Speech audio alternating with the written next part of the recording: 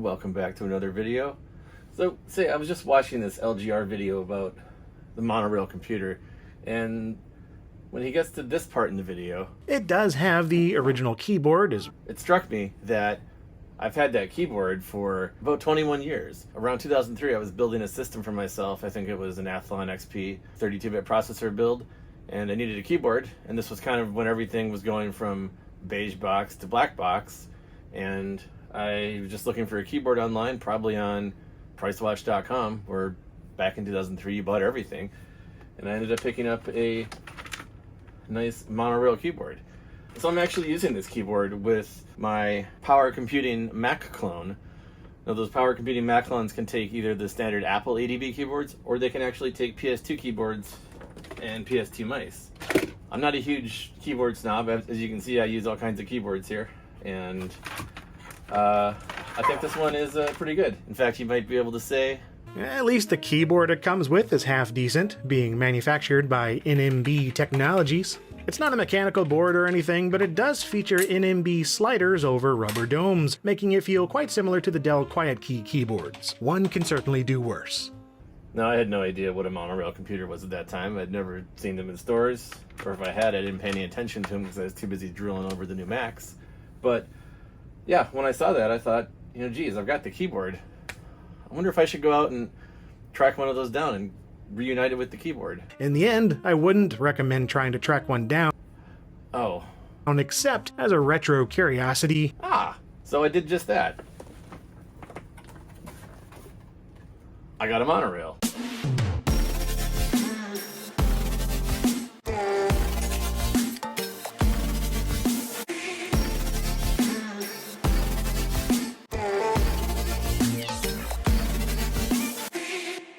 Now, this one is not the one from his video, I don't think.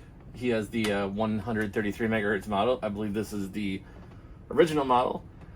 So this was sold as not working, but I believe everything works except, I think, the hard drive. There's also a scratch on the screen, which is unfortunate, but hey, for the price I paid, it was like 30 bucks or 40 bucks or something, so good deal. So anyway, in today's video, let's get this Monorail paired back up with this keyboard and get it booting once again. All right, so let's go ahead and get this thing powered up and see what it does. So like LGR, I don't have the original mouse either, but I do have this Microsoft PS2 mouse, and I'll be using this this Dell keyboard for testing here, not the Monorail, because that's still hooked up to my Mac clone out there. We'll get these guys reunited if we can get this one working. And let's hit the switch, see what happens. All right, so here we are in this standard CMOS setup. And it sounds like that might be the hard drive trying to spin up, but not spinning up. Alright, well, let's just go ahead and reboot. I think I also see a line in the screen here, so there might be a problem with the screen as well, or at least the connection to it. But that hard drive definitely is not sounding good, so let's go ahead and power it off, disconnect our cords, and I think we're going to need to open this guy up. And in this one, the warranty void if broken seal is broken, so somebody likely has been in here before. Now, since these buttons aren't moving, I'm worried there's a cable underneath, but I think they're just pushing buttons on a PCB underneath, so I don't think there is a cable for those. And there is not. Yeah, so those are just pushing these buttons here. Well, this guy looks pretty dirty on the inside. Looks like some bugs might have been making this their home for a while. In fact, I see one of them right here. It appears to be part of a yellow jacket. Well, at least it's not a roach. So I guess some yellow jacket decided to climb in here and die. Very interesting. Alright, so here is our hard drive. So we'll want to get access to this and swap it out. So I think that could be part of the challenge here, but it looks like there's only 4 screws holding this board, or holding this plate on, and all of these wires look like they disconnect, except maybe this one. This one would disconnect from here. So let's first disconnect these wires. All right, so we got that one. We can disconnect this one. I think this is for the inverter board. Yes, it does say inverter board on it, so this is the backlight. So this one I think we can leave connected. And then we've got the power button board. All right, and then the speakers look like they run underneath here, and they're connected up on the bottom of this board here. A little tricky to get that one out, but I think I can get it here. All right. Okay, so I think that's all of the wires that we need to disconnect. So let's take these 4 screws out. All right, then I think this might just lift right off. Unless I'm missing a screw here. No, there's a slot edge connector back here as well. All right, so I think if we turn it this way, this should lift out this way here. All right, so let's disconnect CD-ROM.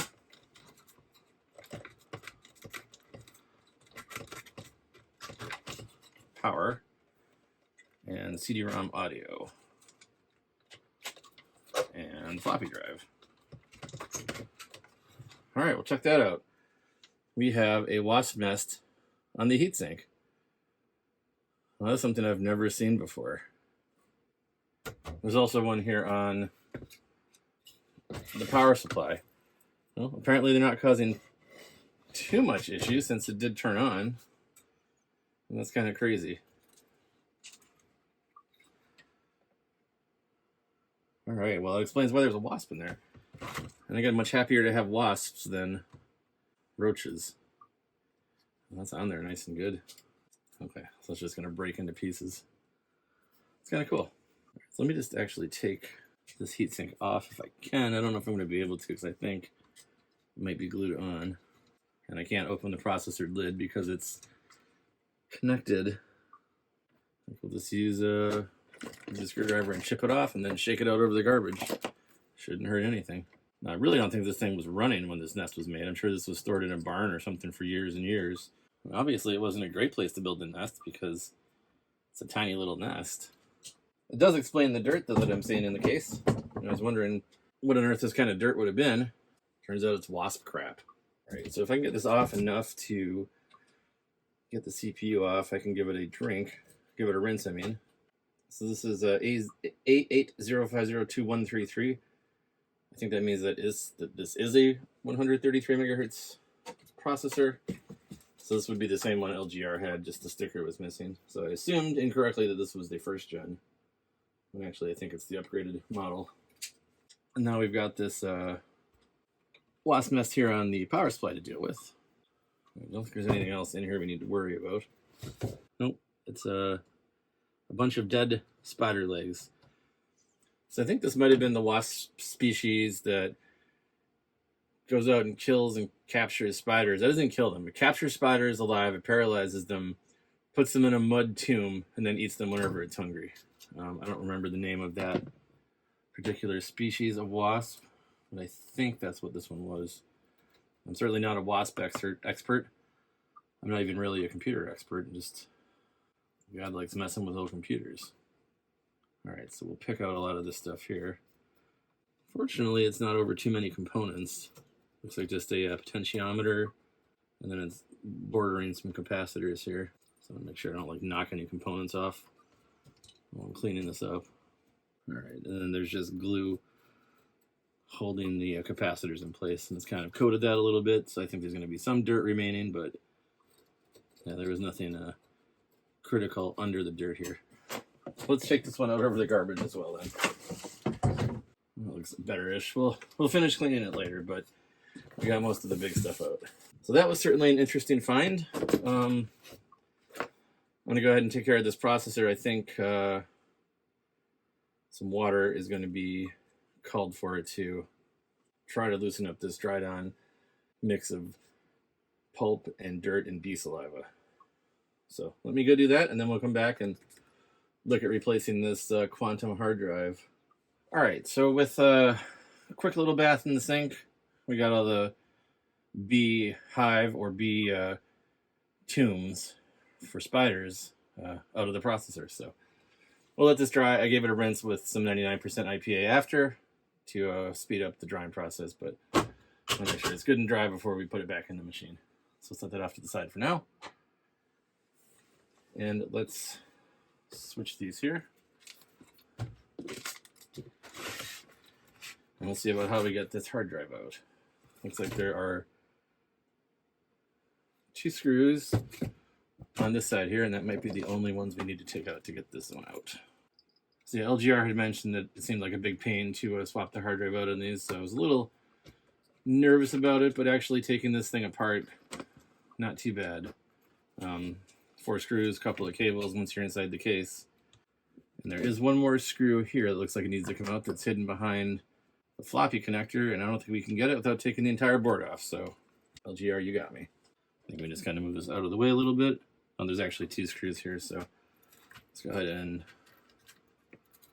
unplug the power connector. We'll unplug the drive cable. Really wedged and tucked underneath there. All right, and we can just take our system board, set this to the side over here. Get these last 2 screws out. Actually, it looks like those are meant to just slide out. So I think maybe we could have left the board on if that wasn't screwed in so tightly. There's even a little notch in the screw. Not a notch, but a bevel. So they shouldn't be tightly. So I don't think we need necessarily to take the board off if this machine had been working, had been stored a little better. I think maybe things were just kind of stuck there. All right, we got the drive off. I'm curious, just to make sure the drive is bad, I'm going to try to spin it up. It's very unhappy. Sometimes a little percussive maintenance can help these. There we go, it spun right up. And then it spun down. It sounds like a head crash, so I'm guessing the head crashed on the disc. The motor couldn't overpower the adhesion of the head on the disc. Me slapping it broke it free, spun the drive up, realized the heads weren't attached anymore, and then spun down. So yeah, now we have the flashing error light. All right, so this drive truly is junk. I'll take you back to the recycling center. And now let's figure out what we want to do for a replacement drive. I think the first thing I'm going to do is put this board back on before I forget where it goes. All right, so I've got a couple of 3 gigabyte drives here. I think both of these work. I'll just pick one and install it. So I need to use these 2 screws that have the little collar on them so that they can slide in and out without having to take the system board out. All right, now, so this should, in theory, just hook in here and slide in. Let's plug it in first. I think that's important. There we go, yes. Plug it in first. Okay. All right, so next, I think I need to put the other 2 screws in to secure it into place. That's these 2 here. And they have the same little collar too. Like I said, it doesn't matter which of these 4 screws goes where. All right. So next I need to reinstall our processor. Nice and clean now. No more mud wasp. If that's what it even was. Anyway, it's clean. It's clean. So we'll drop this processor back in. All right, lock it down. And then we can reinstall the heatsink securing thing here. I'm just gonna give this one a quick little dust. Get some of this remaining dust out of here.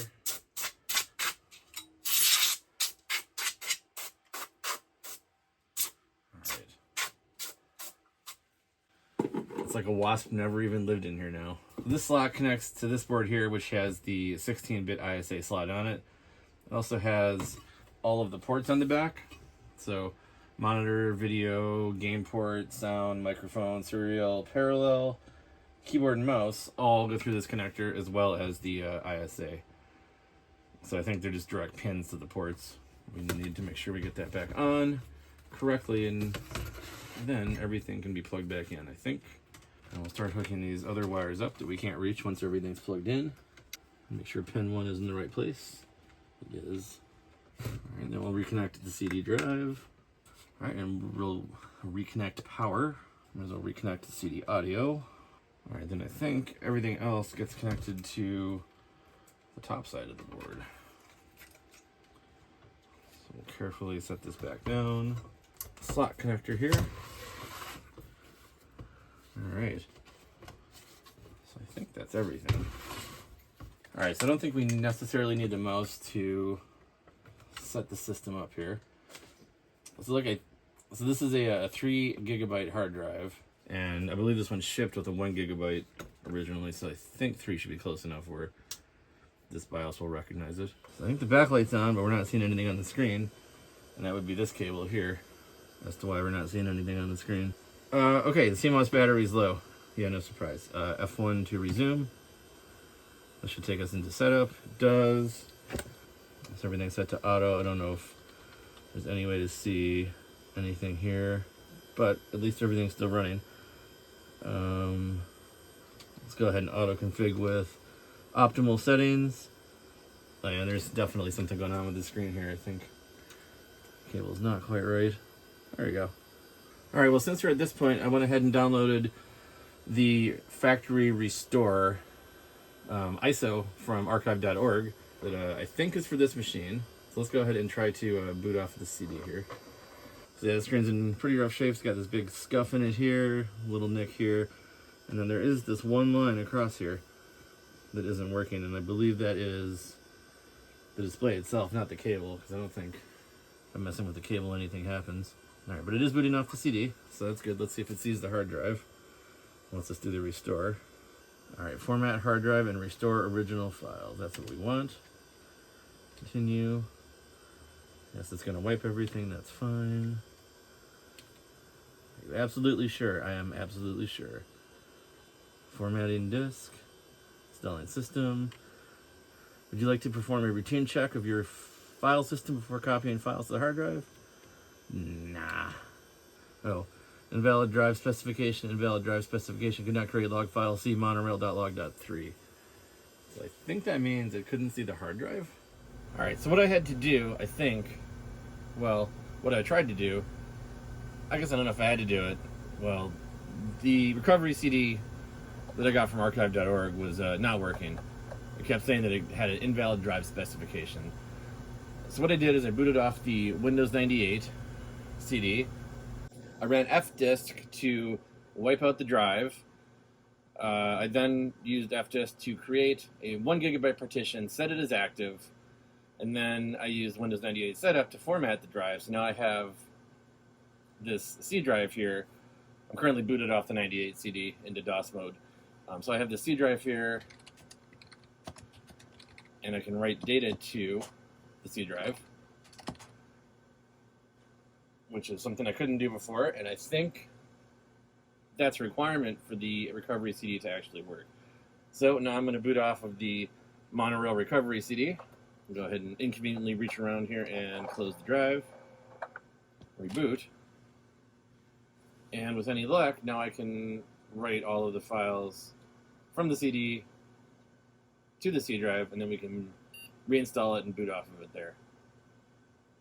So I would imagine the recovery CD should have worked because it has this format and write files option, but for whatever reason, it just kept saying invalid drive specification. Even though Windows 98 could see the drive just fine, could format it, for whatever reason, their utility couldn't. Alright, so this is booted up into the Monorail restore. So you can see we have this format hard drive and restore all original files option, which doesn't work. So I'm going to restore all original files without trying to do the format. So we'll go ahead and say yes, we want to do that. And do you want to perform a routine check? No, because Windows 98 setup already did that. Unable to open registry. Okay. Well, that's expected because there is no registry. And now it looks like it's going to go ahead and hopefully restore all 2,347 files, which ideally will boot when it's complete. So we'll let this operation finish. Looks like it's going to take a little bit, a little slow, but we'll check back in once it's done, and we will hopefully be able to boot up into the original Monorail environment. Alright, now here's my fear. So, restore all original files. Does that mean just the add-ons and the pack-ins and the Monorail stuff? Or did it actually restore the 95 files as well? Should I go through and do the 95 too? I don't know. Let's try to boot off the disk and see what actually happens here. So hit continue. No, I don't want to continue. Okay, great. I'll exit. That's what I want to do. Alright, so let's eject the CD. And we'll hit the reset button on the back of the computer. Alright, so we just have a flashing cursor, which makes me think either the drive isn't set to boot correctly, or... Oh, no, there it goes. I'm just impatient. Alright, well, we've got the Windows 95 boot screen with the Monorail logo, so I think it actually did exactly what we needed it to do. Didn't detect a mouse, but that's okay because I don't have one connected. Alright, it seems to be doing some sort of a cleanup operation here. Alright, well, I guess we are all booted up and ready to go. So I'm going to quickly speed through reassembly, and then we will do one final test.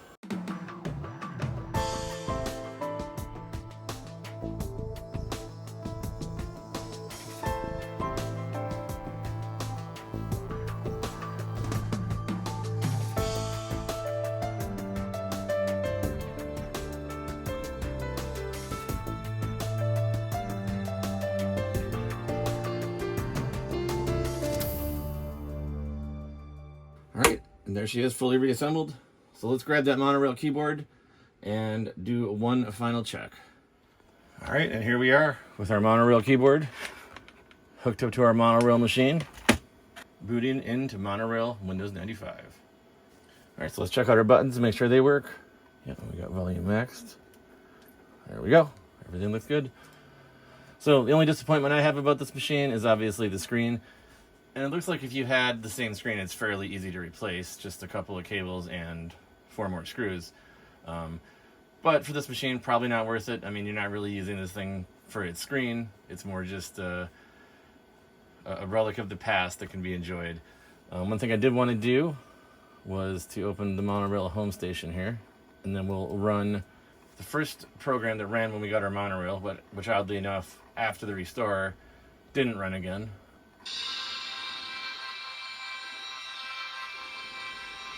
Welcome to Monorail. We'll be taking a quick ride to familiarize you with your computer. You'll have a chance to learn about and connect to the internet, and look at upgrades and additions that make your Monorail as great as it gets. But first, let's make sure we're all set to go.